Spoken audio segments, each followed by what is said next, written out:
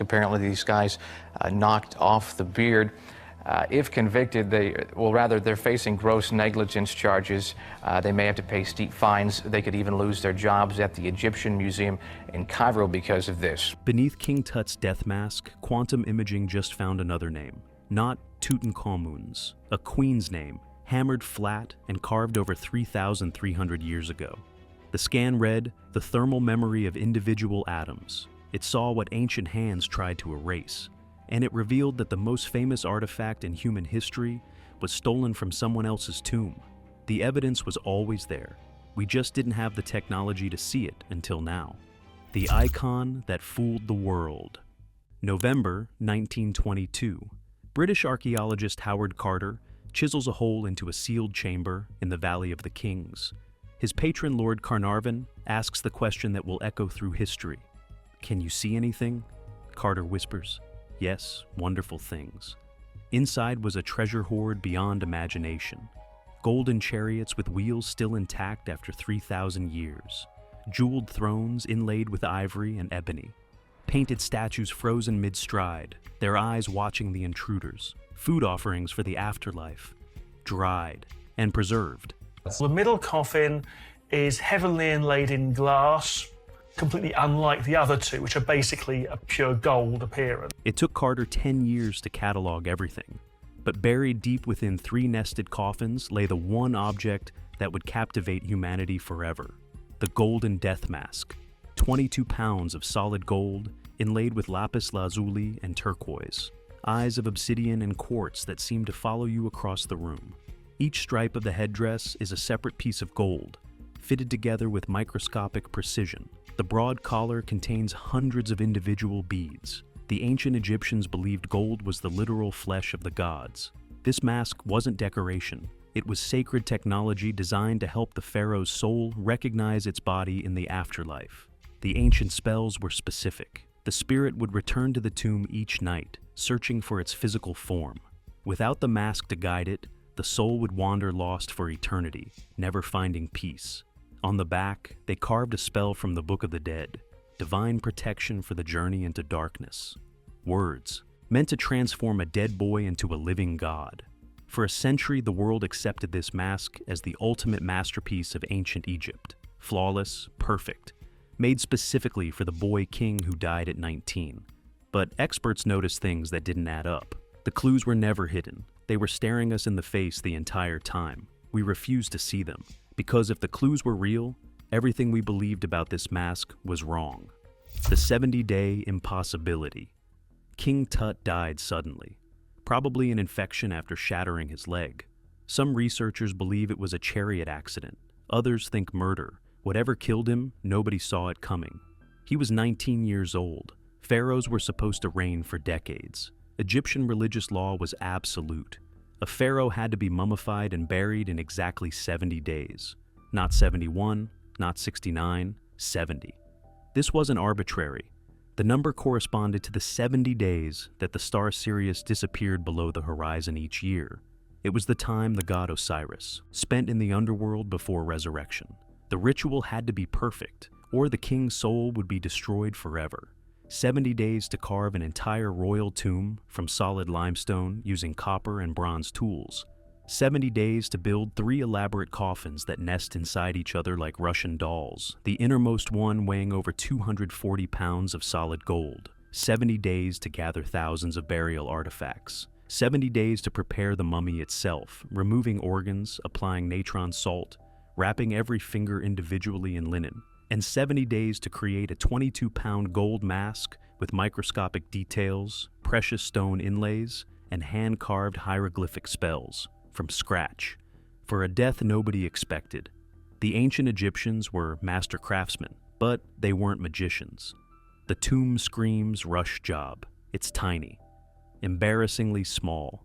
Ramesses II's tomb stretches over 500 feet into the mountain. Tut's barely reaches 100. The layout is cramped and awkward, more like a noble's burial than a king's. Wall paintings look unfinished. Certain figures have only rough outlines, never filled with color. Artists dropped their brushes and ran. The massive stone sarcophagus has chipped corners where panicked workers smash pieces off to cram it into the room. The lid doesn't sit straight. Researchers examined the other treasures. Many weren't made for Tut at all. Statues with faces carved for someone older, someone with different features. Jewelry designed for a woman's body, bracelets too small for a man's wrists. Coffins with names hastily scraped off and recarved. The original inscriptions still faintly visible if you knew where to look. Even one of the 3 nested coffins shows evidence of alteration. The face doesn't match the other 2. Then they looked at the mask again. Really looked. The ears were pierced. Only children and women wore earrings in ancient Egypt. An adult male pharaoh would never be depicted with pierced ears on his sacred burial mask. It violated everything they believed about kingship and the afterlife. A king was supposed to be shown in idealized eternal form. Pierced ears suggested impermanence, mortality, femininity, unthinkable. The face looked off too delicate, almost feminine.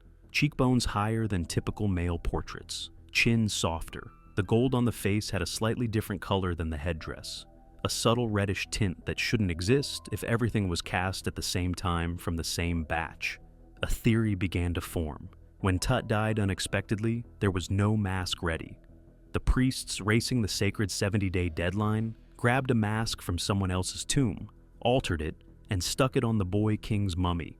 Whose face was the mask originally made for? The answer pointed to the most dangerous woman in Egyptian history. If ancient cover-ups fascinate you, hit subscribe. What the scan revealed next changes everything. The Vanishing Queen. Her name was Nefertiti.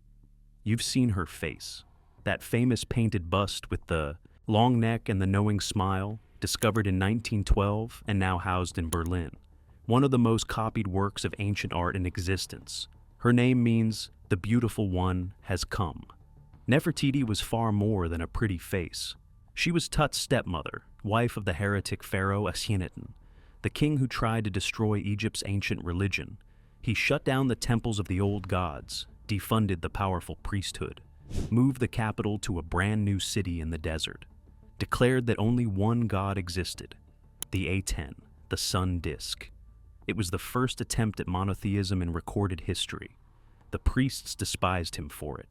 Nefertiti stood at his side, not behind him, at his side. Ancient carvings show her smiting Egypt's enemies with a mace, a pose reserved for pharaohs alone.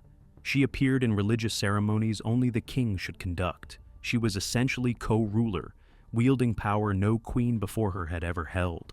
Then Akhenaten died, and Nefertiti did something unprecedented. She seized the throne herself, ruling Egypt as pharaoh under a new name, Neferneferuaten. A female pharaoh wasn't unheard of, but it was rare and deeply controversial. The priests who despised her husband would have been furious. The traditionalists who wanted to restore the old gods would have seen her as an obstacle. She had enemies everywhere. Then she vanished. Her tomb has never been found. Her mummy has never been identified. After years of ruling one of the most powerful empires on Earth, she simply disappears from history. No death record, no burial inscription, no monument, nothing. One day she's running Egypt, the next, she's erased. Like someone wanted the world to forget she ever existed. If Nefertiti died before Tut, if she had her own burial mask prepared, as any pharaoh would, if Tut died suddenly with nothing ready, the math worked out perfectly. The pierced ears made sense. The feminine features made sense. The rushed modifications made sense.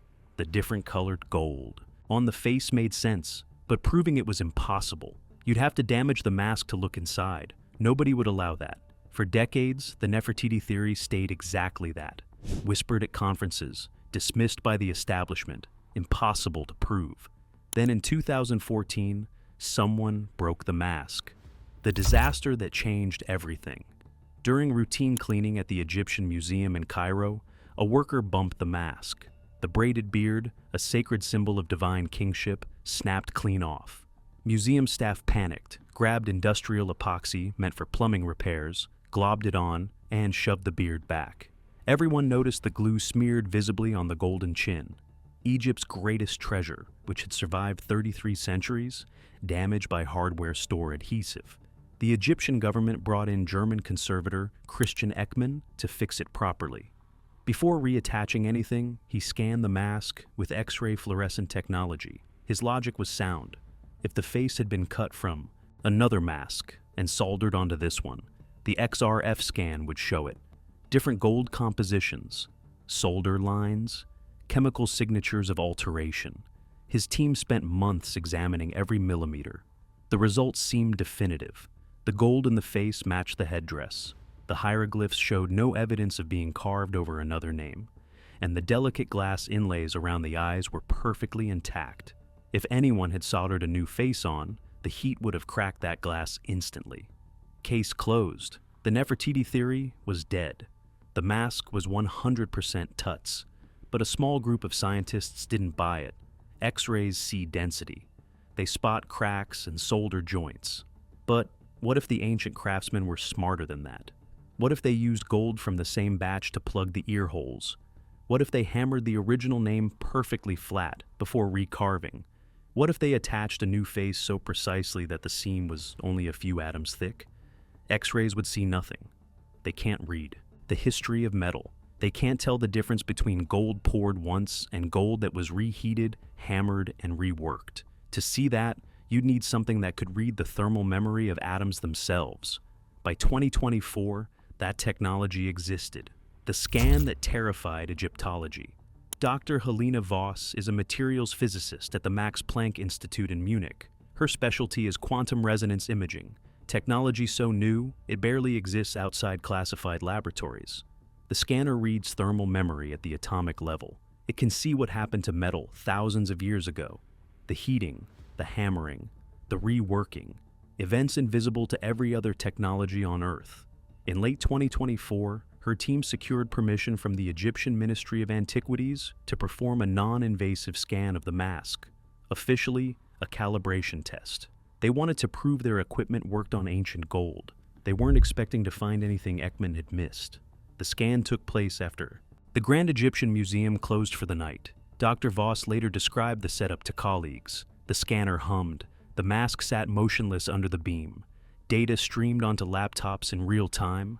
The team watched in silence. For hours, everything confirmed what they already knew. The gold composition looked uniform. The structure appeared original. Nothing unusual. Then the scanner focused on the cartouche, the oval containing Tutankhamun's name.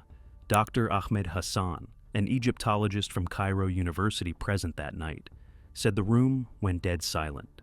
On the screen, beneath the carved hieroglyphs, the quantum imager showed something else, a pattern of atomic displacement that shouldn't exist. Evidence that the gold in that exact spot had been hammered, scraped, and reworked in ways found nowhere else on the entire mask. The thermal signature was completely different from the surrounding metal. Dr. Voss asked the technician to run the scan again. Same result. She asked him to recalibrate the equipment. Same result. She asked him to scan a different section and return to the cartouche. Same result. Dr. Yuki Tanaka, a metallurgist from Kyoto University who joined remotely via video link, said she couldn't process what she was seeing. The data was unambiguous. Someone had beaten the original hieroglyphs into oblivion and carved new ones over them. But that wasn't the most disturbing finding, not even close. The ghost beneath the gold. The team ran a full structural analysis of the entire mask. What they found dismantled a century of assumptions. Layer by layer, the quantum scanner revealed secrets that had been invisible since the day the mask was sealed in that tomb. First, the ears. X-rays had shown solid gold. Uniform, unaltered. The quantum scan showed something completely different. Two perfect cylindrical plugs. Someone had drilled out the original pierced holes and filled them with rods of identical gold alloy. Then, they hammered and polished the surface until the seams were invisible to any technology that existed before 2024. The precision was extraordinary. The ancient craftsmen had matched the gold composition exactly. They had blended the repair so perfectly that X-rays, CT scans, and every other imaging technology developed over the past century saw nothing but solid metal. The atoms told a different story. The thermal signature of the plugs was distinct from the surrounding gold. The metal had been heated, worked, and cooled at different times. The ears had been plugged. The mask originally belonged to someone who wore earrings, someone like a woman, or a child, not an adult male pharaoh. Second, the face. The quantum imager detected what Dr. Voss called thermal ghosting around the entire perimeter where the face meets the headdress. A molecular signature invisible to every other scanning method. The gold along that exact outline had been superheated to a different temperature than the surrounding metal. The pattern formed a perfect oval, the exact shape of a human face. The ancient craftsmen hadn't soldered from the front. That would have cracked the delicate glass inlays around the eyes, the same inlays that convinced Ekman the mask was original. They attached the new face from behind using high-pressure heating that left the visible surface flawless. Genius-level metalwork. Technology we barely understand today. The seam was invisible to X-rays, but the atoms remembered. Every molecule along that joint carried the thermal signature of the ancient modification. The face had been cut out and replaced. The room was silent for a long time. Dr. Hassan spoke first. He asked if the scanner could reconstruct what had been erased from the cartouche, the hieroglyphs that had been hammered flat, the name that had been carved over. Dr. Voss said yes. By mapping the microscopic traces of the original hammering, the ghostly impressions of the first inscription pressed into the gold, the computer could digitally rebuild what had once been carved there. She initiated the program. The reconstruction took 11 minutes. The team watched in silence as the software analyzed millions of data points. Slowly, pixel by pixel, the original hieroglyphs materialized on screen. Dr. Tanaka, watching from Kyoto via video link, said, "Nobody breathed." The name emerged one symbol at a time, hieroglyph by hieroglyph. It was not Tutankhamun. The name was Neferneferuaten, the throne name historians believe Nefertiti used when she became pharaoh. The cover-up revealed. The quantum scan told the whole story. When King Tut died suddenly, there was no mask ready for him. His powerful successor, a man named Ai, likely stole Tut's originally planned grand tomb for himself. The priests were trapped. 70 days, no mask, no options.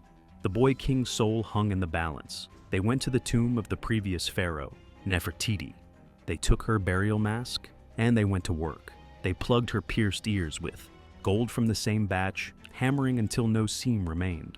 They commissioned a new face bearing the boy king's features, crafted by royal goldsmiths working day and night. They cut out Nefertiti's face and attached Tut's from behind, using techniques so advanced the joint was invisible for 3 millennia. They hammered her royal name flat, erasing every trace of the queen, and carved his name in its place. They buried their king wearing a stolen face, and they buried the truth along with him. For 3,300 years, the secret held. Generations of archaeologists studied the mask. Millions of photographs were taken. Countless papers were published. Nobody knew. The mask now sits in the Grand Egyptian Museum. Millions of visitors stare at it every year, believing they're seeing Tutankhamun. They take selfies. They buy replicas. They tell their children about the boy king. Beneath that golden surface lies the ghost of a vanished queen, hidden for 3,300 years, exposed by technology that reads, "The memory of atoms." The findings haven't been officially published yet. Verification is ongoing. The debate rages behind closed doors. But the evidence raises questions that won't go away. If the mask was stolen from Nefertiti's tomb, what else in that burial chamber doesn't belong to Tut? How many of those treasures were grabbed from other tombs in the same desperate 70-day scramble? What percentage of Tutankhamun's famous collection actually belonged to someone else? And the biggest question of all, where is Nefertiti's real burial mask? The one made for her. The one with her actual face. Because if they stole hers for Tut, whose mask did they put on her? Or did they leave her with nothing at all, her soul wandering lost for eternity? The mask is still on display. Millions see it every year. Now you know what's hiding beneath that golden face. Drop your theory in the comments and subscribe for more secrets they buried for millennia.